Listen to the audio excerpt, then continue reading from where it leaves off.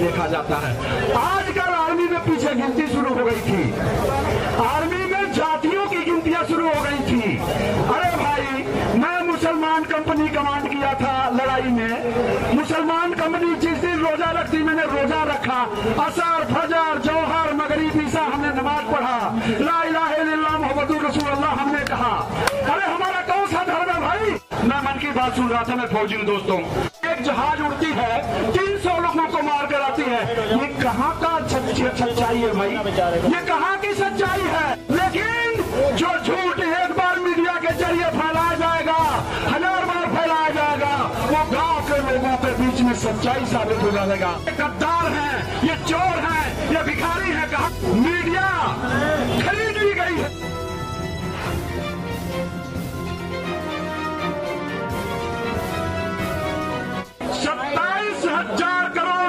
BJP ने इस election में खर्च किया है, जिसमें 25,000 करोड़ रुपए सिर्फ और सिर्फ पब्लिकेशन के लिए दिया है, मीडिया के लिए दिया गया है। और सुनिए आगे, 1000 लोगों ने 3,622 करोड़, कितने? 3,622 करोड़ चंदा दिया है। हमें सिर्फ अपने तनख्वाह से और अपने रिसोर्सेज से चुनाव लड़ना पड़ा है। तो क्या ऐसे गद्दारों के खिलाफ देश खड़ा नहीं होना चाहिए? देश अगर खड़ा होना है तो मैं पूरे देशवासियों से आह्वान करता हूं कि जितना पाप लगता है पाप करने में, पुराणों में कहा गया है, वेदों में कहा गया है कि पापी से बड़ा पापी होता है पाप को देखने वाला। अन्याय करने वाला से अन्याय होता है जो अन्याय को सहन करता है, देखता है। अगर हम सब लोग अपने पुराणों को मानते हैं, अपने वेदों को मानते हैं, तो देश का बच्चा बच्चा खड़ा हो जाना चाहिए। ये अन्याय है। मैं पूरी तरह से भली बात सहमत हूं कि ये गवर्नमेंट अन्याय करके, लोगों को भला फुसला करके, गरीबों को पैसा दे करके, मैं तो जानता हूं रात रात के अंदर पूरा सिस्टम बदल जाता है। हमारे एक भाई मेरठ से आए थे, उन्होंने कहा था कि बच्चा वो गर्भ में ही बोलना शुरू कर देता है, ये उस पैसे की देन है। मैं चाहता हूं जो भी अन्याय हो रही है इस देश में, मीडिया को मैं सबसे पहले, हमारे राष्ट्रीय उपाध्यक्ष साहब ने कहा है कि इनके ऑफिस में घुसकर मारना चाहिए। इनके यहाँ ये गद्दार हैं, ये चोर हैं, ये भिखारी हैं। कहा कि नहीं कहा? मैं सभी मीडिया को नहीं कहना चाहता हूँ, देशभक्त मीडिया भी हैं। मैं सभी इससे बातों से इसलिए नहीं सहमत हूँ। कुछ लोग हैं, 1-2 चैनल तो मैं देख करके तुरंत बंद कर देता हूँ, और वो चैनलों को उसके लोगों को भैया आज राज्यसभा लोकसभा में मंत्री बनाया जा रहा है, उनको बैठाया जा रहा है। ऐसे लोगों के खिलाफ मैं हूँ। मीडिया खरीद ली गई है, पैसा, मीडिया, एक ही आदमी का नाम चलता है हर जगह। जितने भी फोटो देखेंगे एक ही चलेगा। मैं मन की बात सुन रहा था, मैं फौजी हूं दोस्तों। मैं मन की बात सुनते सुनते ये देख रहा था, एक ही चीज में ध्यान लगा रखा था कि क्या जो 45 लोग हमारे मारे गए हैं वो किसानों के बच्चे हैं, वो हमारे औलाद के बच्चे हैं, उसके बारे में क्या बोला जाता है? उसके बारे में एक बात नहीं बोली गई। दूसरी बात, पुलवामा, मैं आप लोगों को बताऊं, मैंने बहुत नौकरी किया है, मैं इन्फेंट्री का हूं, मैं खुद सीआई ऑपरेशन में रहा हूं। ये कह देना कि सर्जिकल स्ट्राइक, इसको मैं बड़े तथ्यों के साथ कह सकता हूं कि जो हमारा काम ही है कि जाकर के दुश्मन के इलाके में घुसना, उनके सर को काट ले आना, वो उनको मौका मिलना, हमारे पास आना, हमारे सर को काट ले जाना, इसको एक नाम दे करके बेच दिया गया है। पूरी फौज के टैक्टिस को बेच दिया गया है, बेच दिया गया दोस्तों।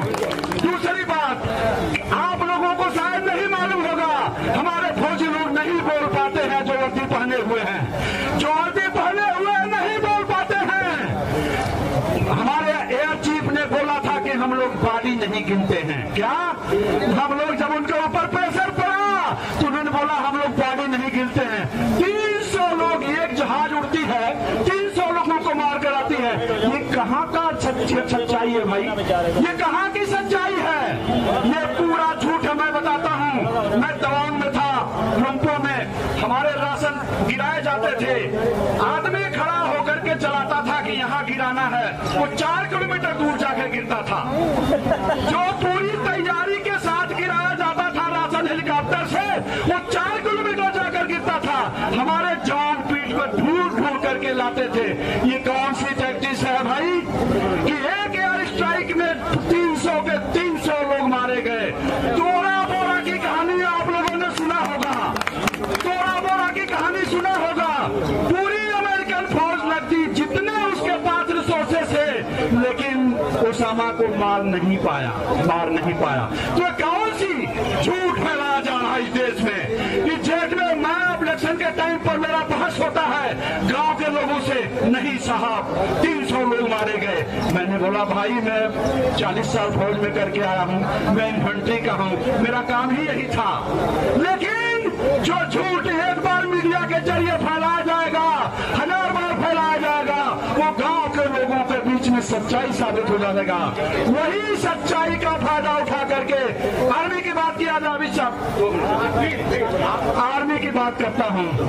आर्मी ऐसा संस्था है जिसमें न कोई जाति है, न कोई धर्म है, न कोई मजहब है। एक ही धर्म है हमारा एक ही धर्म है, देश सेवा, देश रक्षा। हम कसम खाते हैं। तो ये धर्म और जाति के नाम पर आप लोगों को शायद पता नहीं होगा, ईवीएम तो बहुत छोटी चीज है। ईवीएम तो बहुत छोटी चीज है। सभी लोग सुन लीजिए, कान खोल करके, ईवीएम कोई मैटर नहीं करता। लेकिन देश की सेना के प्रति अगर ये कह दिया जाए, उनको सामने रख करके, इधर शहीदों का फोटो लगा करके जिस दिन वोट मांगा जा रहा है और ऐसे ही चलता रहा, तो देश की सेना में क्या होगा मैं आगे नहीं कर सकता हूं कि देश की सेना में क्या होगा, कैसे लड़ाई लगेंगे। जान देना बड़ा मुश्किल काम है दोस्तों, कहना बड़ा इजी है। भगत सिंह बनना कहना अपने भगत सिंह में बहुत मुश्किल है, इजी है। लेकिन जब गोलियां आती है सामने से, जब सामने से गोलियां आती है तो थरथराता है पैर। बच्चे दिखाई देते हैं, चाहे कोई कितना देशभक्त भी हो। मेरी यूनिट लड़ाई में जा रही थी, हम 4-5 अफसर जवानों को, अरे कुछ नहीं होता यार, कोई बात नहीं, देश के लिए मरना है हमें, देश के लिए जिंदा रहना है, हम शहीद कहलाएंगे।